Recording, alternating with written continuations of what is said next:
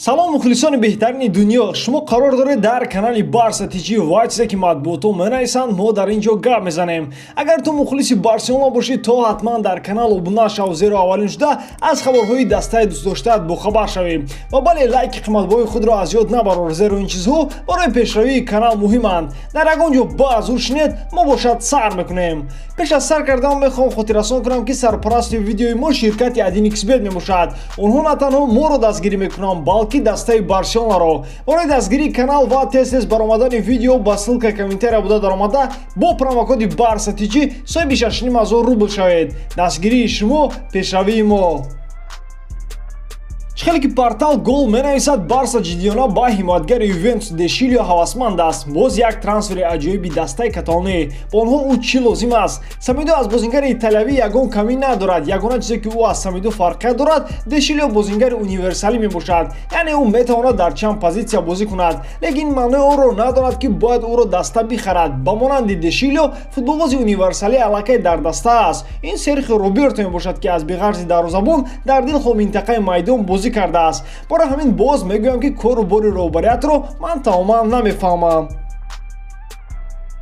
Сериали трансфери Лаутаро Мартинес давом дорад. Чхеле ки футболи Испания хабар медиҳад, Лаутаро аз роҳбарияти Интер хоҳиш намудааст ки ҳамаи пешниҳодҳои ба ӯ кардаро рад намоянд ба ғайр аз Барса. Дигар пешниҳодҳоро Мартинес ҳатто нигоҳ намекунад. Агар ӯ Интерро иваз намояд, то танҳо ба дастаи каталонӣ хоҳад гузашт. Мо мехоҳем хотиррасон кунем ки на он қадар пеш хабар буд ки Барса бо Лаутаро дар бораи шартномаи шахсӣ пурра маслиҳат кардааст ва айни ҳол гуфтугузор бо Интер рафта шудааст. Биёед гӯш кунем ки гузариши Лаутароро Месси чӣ хел комментария дод. Ман намедонам оё ягон гуфтугузор бо Лаутаро гузашта истодааст ё ин ки не. Ман дар ин бора хабар надорам. Мумкин ман аллакай гуфта будам ки Лаутаро форварди таъсирбахш аст. Бора он ки ӯ хело сифати зиёд дорад. Ӯ қувваи зиёд, дриблинги беҳтарин ва гол заданро хуб метавонад. Инчунин ӯ аз рақиб тӯбро нигоҳ дошта метавонад. Танҳо бояд интизор шавем ки дар оянда чӣ гап мешавад. Интизор шуданам он қадар намондааст. Хотиррасон мекунем ки трансфери тобистона 1 июн кушода мешавад.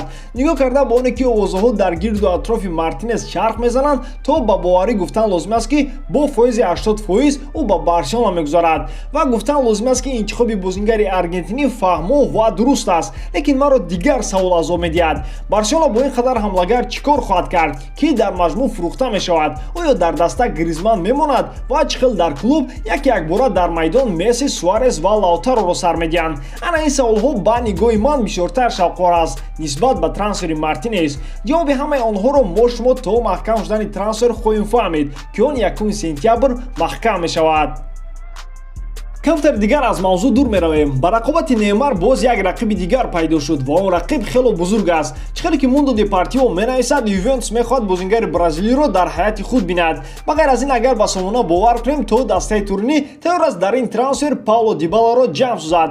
Дар бораи маблағи болоӣ аз ин ё он тараф хабар дода намешавад. Ҳамчунин боз хабар аст ки ягона мушкилӣ барои Юве ин маоши футболбоз мебошад. Агар Неймар хоҳад ба серия А гузарад, то бояд аз маоши баланди худ даст кашад.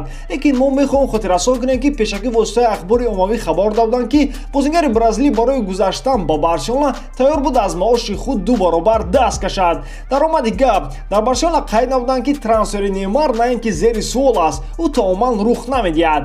Бо назардошти вазъи мавҷуда, ман фикр мекунам ки бозгашти Неймар ба Барселона ғайриимкон аст. Ин имконпазир аст. Ман фикр мекунам ки Неймар аҳамияти Барселонаро дарк кард. Вақте ки ӯ дар ин ҷо гол мезад, онҳо метавонистанд ӯро муддати тӯлонӣ муҳокима кунанд. Ҳоло дар ПСЖ ӯ он қадар дида намешавад, гуфт муошири президенти Барселона Карлос Ришак.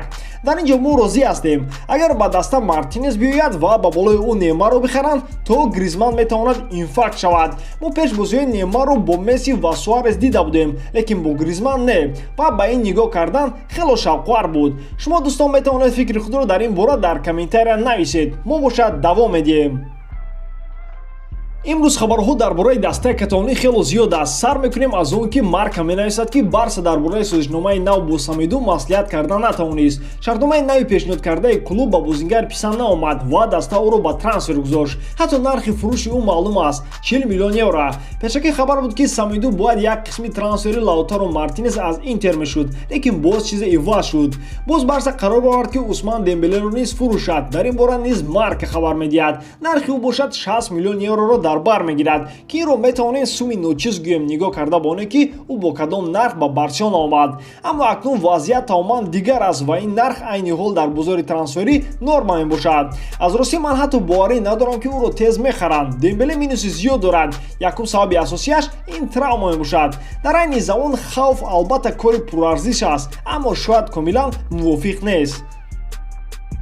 Сомонаҳои испанӣ бо як овоз хабар медиҳанд ки Гвардиола ба Барселона бармегардад, лекин ин чиз мумкин соли оянда шавад. Пешна президенти Барселона Жоан Лапорта нақша дорад ки номзади президентии худро дар дастаи каталонӣ соли 2021 бимонад. Функсионер хабар дод ки ният дорад ба даста тренери номиро даъват намояд. Ман хело мехоҳам ки Гвардиола ба даста баргардад, аммо ҳозир ӯ дар Ман-Сити қарор дорад ва ин қарорро ӯ бояд мустақилона барорад. Пеп нишондиҳандаи асосии Барселона мебошад ва бисёри каталониҳо мехостанд ки ӯ боз дастаро роҳбарӣ кунад. Яхири сомонаҳо қайд мекунанд ки Пеп метавонад ин тобистон ба Барселона равад ва ин метавонад дусола бани Ман-Сити аз Еврокубокҳо таъсир расонад. Лекин худ тренер ин овозаҳоро рад намуд ва мехоҳад то охири шартномааш дар Англия бимонад. Шартномаи мутахассиси испанӣ тобистони соли 2021 ба анҷом мерасад. Ҳамчунин агар ба сомонаҳо бовар кунем, худ тренер намехоҳад бо Хосе Бартомеу кор кунад. Аз ҳеҷ кас пинҳоӣ нест ки Месси ва дигар ветеранҳои клуб бо Пеп ва Лапорте рафтуомади хуб доранд. Нигоҳ карда ба оне ки ҳозир дар дарони Барса чӣ рух дода истодааст, боварии комил дорам ки тобистони оянда дар дастаи каталонӣ дигар гунаи бузург рух медиҳад. Ба ҳамин тамом дӯстон, Барселонаро дӯст доред ва канали Барса TG-ро дастгирӣ кунед. Дастгирии шумо пешравии мо. Бо шумо буд Муҳаммад Гаиров. Хай дар паноҳи Аллоҳ.